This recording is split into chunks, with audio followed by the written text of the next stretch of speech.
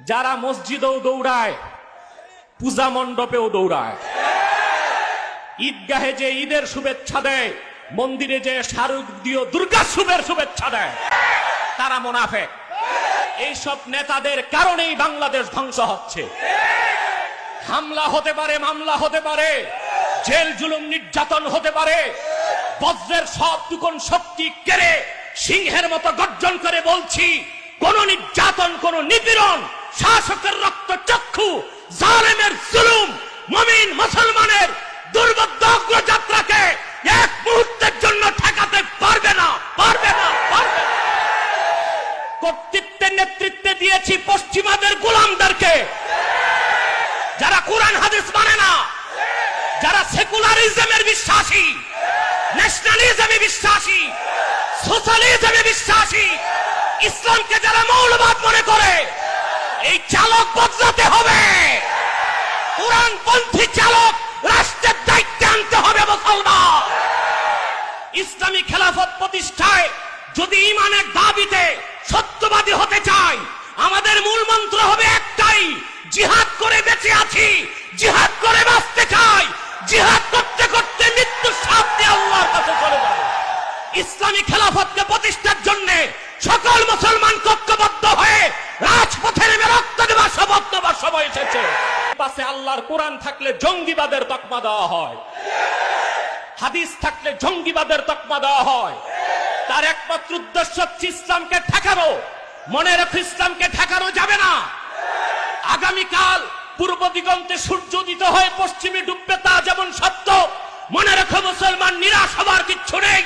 আগামীর বাংলাদেশ কোরআনের বাংলাদেশ, আগামীর বাংলাদেশ ইসলামের বাংলাদেশ, আগামীর বাংলাদেশ আলেম ওলামার নেতৃত্বের বাংলাদেশ হবে। জিহাদের কথা বললেই সন্ত্রাসের গন্ধ খোঁজার চেষ্টা করা হয় না। জিহাদ চরম বাস্তব একটি জিনিস।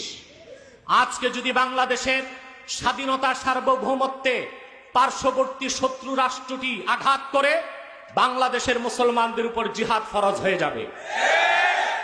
পরিষ্কার কিতাবুস সিয়ারে হানাফিদের ফতোয়া এসেছে, ওয়া ইন হাজামাল আদুকু আলা বালদাতিন তাখরুজুল মারআতু বিগাইরি ইযনি যাওজিহা ওয়াল আমাতু বিগাইরি ইযনি মাওলাহা। কোন মুসলিম ভূখণ্ডে যদি কাফের শক্তি আঘাত করে, সেই দেশের মুসলমানদের উপর ফরজ হয়ে যাবে, মহিলাদের উপর ফরজ হয়ে যাবে, স্বামীর অনুমতি ছাড়া জিহাদে বেরিয়ে যাবে। দাসী বান্দীদের উপর ফরজ হয়ে যাবে, মাওলার অনুমতি ছাড়া জিহাদে বেরিয়ে যাবে। অতএব আমরা ইসলামের সুমহান স্বার্থ রক্ষায়, ইসলামী খেলাফত প্রতিষ্ঠায় যদি ঈমানের দাবিতে সত্যবাদী হতে চাই, আমাদের মূল মন্ত্র হবে একটাই, জিহাদ করে বেঁচে আছি, জিহাদ করে বাঁচতে চাই, জিহাদ করতে করতে মৃত্যুর সাথ দিয়ে আল্লাহর কাছে চলে যাব।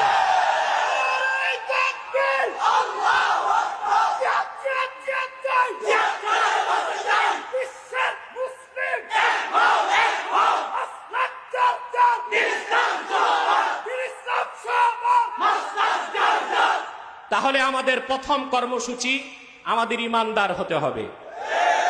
2, ওয়ামিলুস সালিহাত, নেক আমল করলো। নেক আমল শুধু নামাজ, রোজা, হজ, যাকাত নয়। ইমাম সিউতি ব্যাখ্যা করেছেন, ইমতিসালুল আওয়ামির ওয়া ইজতিনাবুন নওয়াহি। ঈমান আনার পরে কোরআন হাদিসের সব হুকুম মানতে হবে, সব নিষেধ ছাড়তে হবে। এর নাম আমলে সালেহ। এই জন্য বললাম, আমাদের দেশে অনেক মুনাফিক নেতা আছে, যারা মসজিদেও দৌড়ায়, পূজা মণ্ডপেও দৌড়ায়, ঈদগাহে যে ঈদের শুভেচ্ছা দেয়, মন্দিরে যে শারদীয় দুর্গা শুভের শুভেচ্ছা দেয়, তারা মুনাফিক। এইসব নেতাদের কারণেই বাংলাদেশ ধ্বংস হচ্ছে। একটি বাস 40 জন যাত্রী, সামনের সিটে বসেছে 20 জন শেখুল হাদিস, তারপর 10 জন মুহাদ্দিস, তারপর 10 জন পীর সাহেব। কয়জন যাত্রী? বাস যাবে চট্টগ্রাম। ড্রাইভার বসানো হলো একজন ইয়াবাখোর মাতালকে, প্যাসেঞ্জার সব আউলিয়া কেরাম, ড্রাইভার মাতাল। বাস যাবে কই? ডালে নয় খালে। ঠিক কিনা বলে? আমরা বাংলাদেশে লক্ষ লক্ষ মসজিদ আছে, মাদ্রাসা আছে, খানকা আছে, দরবার আছে, পীর আছে, কিন্তু দায়িত্বে কর্তৃত্বের নেতৃত্বে দিয়েছি পশ্চিমাদের গোলামদেরকে, যারা কোরআন হাদিস মানে না, যারা সেকুলারিজমের বিশ্বাসী, ন্যাশনালিজমে বিশ্বাসী, সোশ্যালিজমে বিশ্বাসী, ইসলামকে যারা মৌলবাদ মনে করে। এই চালক বদলাতে হবে। কোরআনপন্থী চালক রাষ্ট্রের দায়িত্বে আনতে হবে মুসলমান।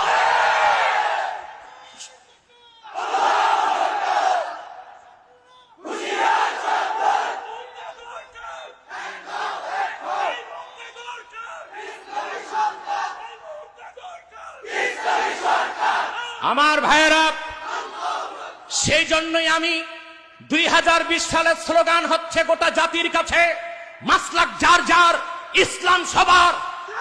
খাতমে নবুয়তের দাবি আদায় করার জন্য, ইসলামী খেলাফতকে প্রতিষ্ঠার জন্য সকল মুসলমান ঐক্যবদ্ধ হয়ে রাজপথে নেমে রক্ত দেওয়ার শপথ নেওয়ার সময় এসেছে।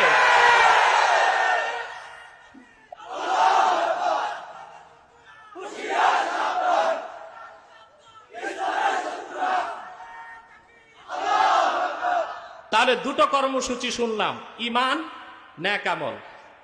তৃতীয় কর্মসূচি ওয়াতাওয়াসাউ বিল হক, আই আওসা বা'দুহুম বা'দাম বিল হক, পরস্পর পরস্পরকে সত্যের উপদেশ দিল।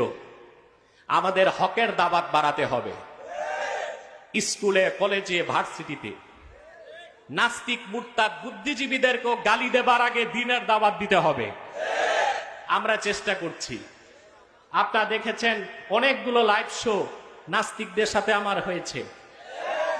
কিছু কিছু নাস্তিক পালায়ে গেছে, কিছু কিছু নাস্তিক এখন কায়দা বোগদাদি পড়তেছে কোরআন কারীম শিখার জন্য। তাহলে কোরআনের দাওয়াত দেশের প্রতিটি জায়গায় পৌঁছাতে হবে। কিন্তু যারা না রাম বাম নাস্তিক, বুদ্ধিজীবী নামের বুদ্ধি প্রতিবন্ধী, যারা নিজেদেরকে প্রগতিশীল দাবি করে, তারা ইসলামের দাওয়াতকে ভয় পায়। কোরআন হাদিসের কালজয়ী মতাদর্শ সামনে নিলে সোশ্যালিজম, সেকুলারিজম, লেনিনবাদ, মার্ক্সবাদ, ডারউইনবাদের অস্তিত্ব খুঁজে পাওয়া যাবে না। গোটা জাতি কোরআনের ছায়াতলে আসতে বাধ্য হবে। সেজন্যই ঢাকা বিশ্ববিদ্যালয়ের হলে শেক্সপিয়রের বই থাকতে পারে, লিও টলস্টয়ের বই থাকতে পারে, কার্ল মার্কসের বই থাকতে পারে, যৌন সুরসুরিতে ভরপুর উপন্যাস থাকতে পারে, কিন্তু ক্যাম্পাসে আল্লাহর কোরআন থাকলে জঙ্গিবাদের তকমা দেওয়া হয়, হাদিস থাকলে জঙ্গিবাদের তকমা দেওয়া হয়। তার একমাত্র উদ্দেশ্য হচ্ছে ইসলামকে ঠেকানো। মনে রেখো, ইসলামকে ঠেকানো যাবে না। আগামীকাল পূর্ব দিগন্তে সূর্য উদিত হয়ে পশ্চিমে ডুববে, তা যেমন সত্য। মনে রেখো মুসলমান, নিরাশ হবার কিচ্ছু নেই। আগামীর বাংলাদেশ কোরআনের বাংলাদেশ, আগামীর বাংলাদেশ ইসলামের বাংলাদেশ, আগামীর বাংলাদেশ আলেম ওলামার নেতৃত্বের বাংলাদেশ হবে।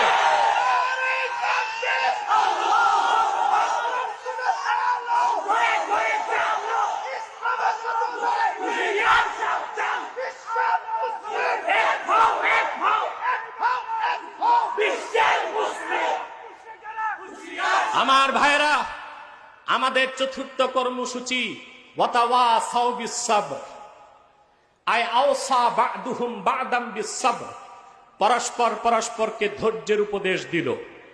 কয়টা কর্মসূচি? চতুর্থটা হচ্ছে ধৈর্য। আমাদের ধৈর্য ধারণ করতে হবে।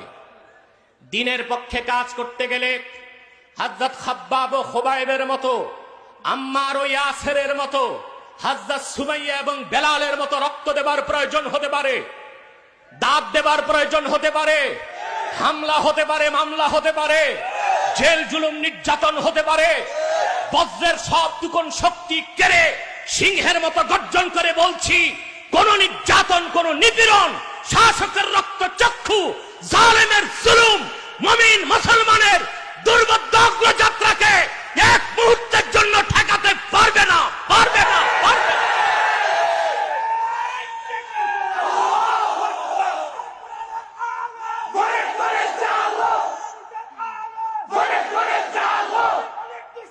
হুঁশিয়ার সাবধান।